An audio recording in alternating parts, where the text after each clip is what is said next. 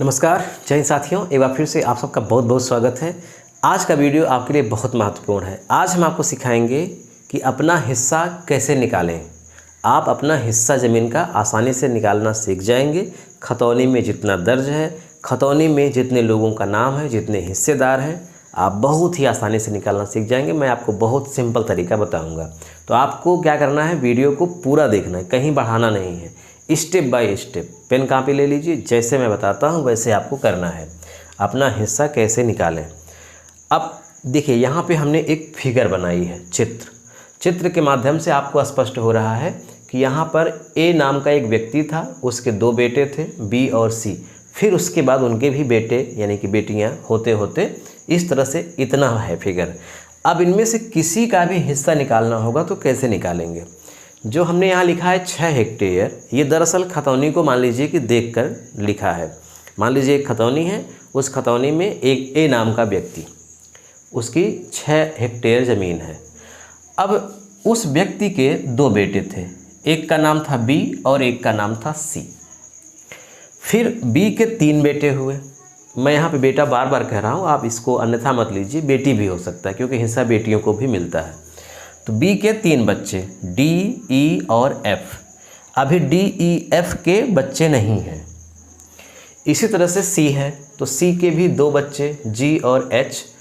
H का कोई बच्चा नहीं है, मान लीजिए शादी ही नहीं हुई होगी या जो भी बात होगी, बच्चा ही नहीं है। जी के हैं, जी का एक लड़का है या एक बच्चा है। आई, फिर आई के जे के एल, इस तरह से। अब इसमें किसी का भी निकालना कहे तो आप कैसे करेंगे। तो मैं सबसे पहले बी के ही बारे में जान लेता हूँ। मैं पहला प्रश्न लेता हूँ, आपके सामने रखता हूँ कि बी का कितना हिस्सा है। बी का हिस्सा बताइए,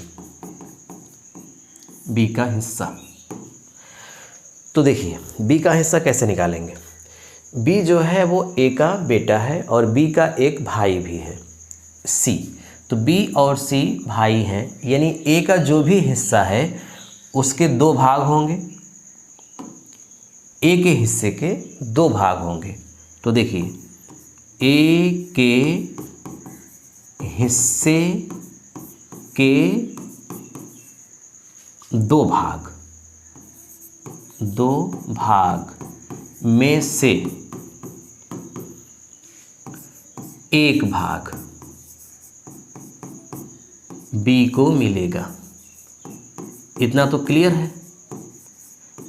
निकालेंगे कैसे वो अलग बात है, पहले तो स्पष्ट होनी चाहिए बात ना कि जो बी का हिस्सा है वो क्या होगा। जो ए का टोटल हिस्सा है उसके पिता का, उसमें 2 भाग होंगे। उस 2 भाग में एक भाग बी को मिलेगा और एक भाग सी को मिलेगा। तो जितना ए को मिलेगा, जितना बी को मिलेगा उतना ही सी को भी मिलेगा, नो डाउट्स। तो आप ऐसे लिख सकते हैं, देखिए बी का हिस्सा बराबर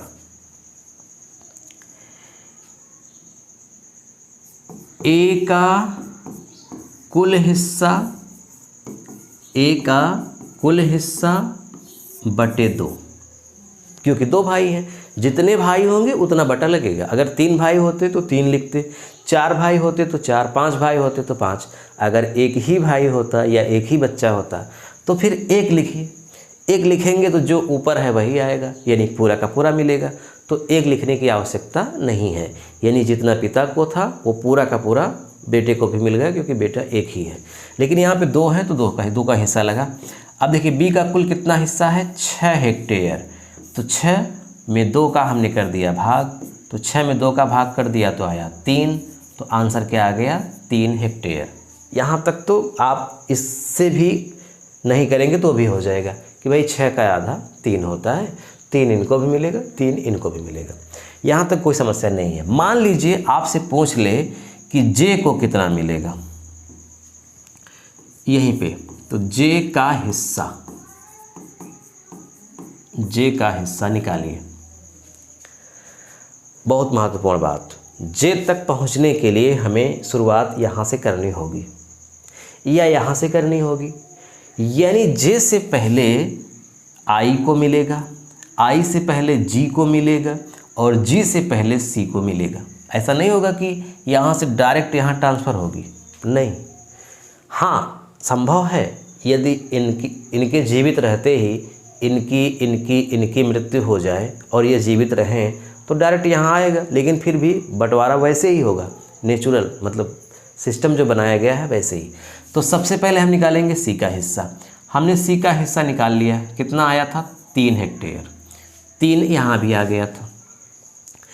अब सी के 2 बच्चे जी और एच, इसका मतलब सी का जितना हिस्सा है उसके फिर से 2 भाग होंगे, तो जी को मिलेगा और एच को मिलेगा, तो 3 के 2 भाग कर दीजिए, 1.5 हो जाएगा, यानी 1.5 इनको मिला, 1.5 इनको मिला, है ना। अब करने की क्या ज़रूरत है, तो ऐसे ही हो जा रहा है एकदम व्यवहारिक रूप से। 3 हेक्टेयर इनका, तो 3 का 2 भाग 1.5 हेक्टेयर, 1.5 जी को मिला, 1.5 एच को मिला।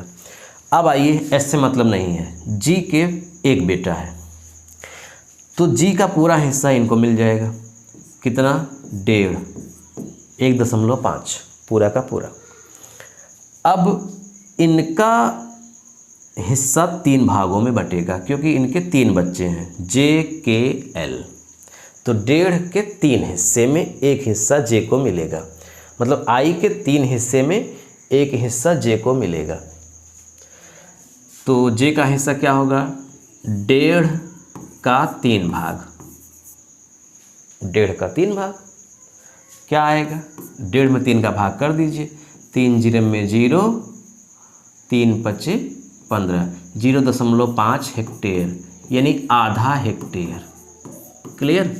अब आप कहेंगे कि सर ये तो जब हमको व्यवहारिक रूप में ही करना था एक एक, तो फिर ये गणित मैथमेटिक्स के नियम बताने की क्या ज़रूरत है।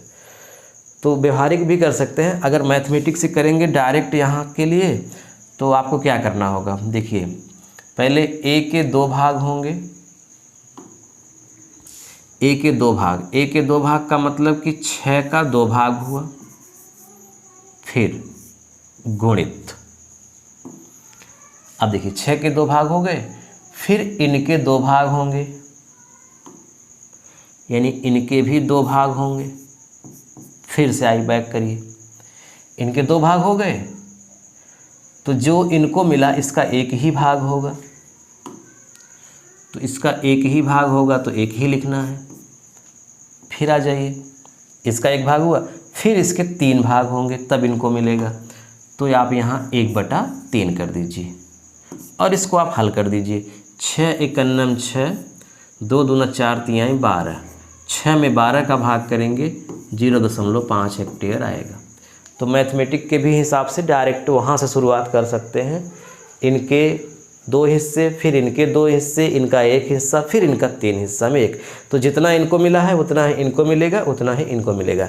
यानी जैसे जे का निकाला गया है वैसे ही के का भी निकलेगा, वैसे ही एल का निकलेगा, आई का आ ही गया है। अब आ जाइए इधर, मान लीजिए आपको निकालना है एफ का, एफ का हिस्सा। तो एफ का हिस्सा कैसे निकलेगा, डायरेक्ट करें, ए का पहले 2 भाग करेंगे, फिर 2 भाग में 3 भाग एफ को मिलेगा, यानी ए का ऐसे लिख सकते हैं, ए का 2 भाग, फिर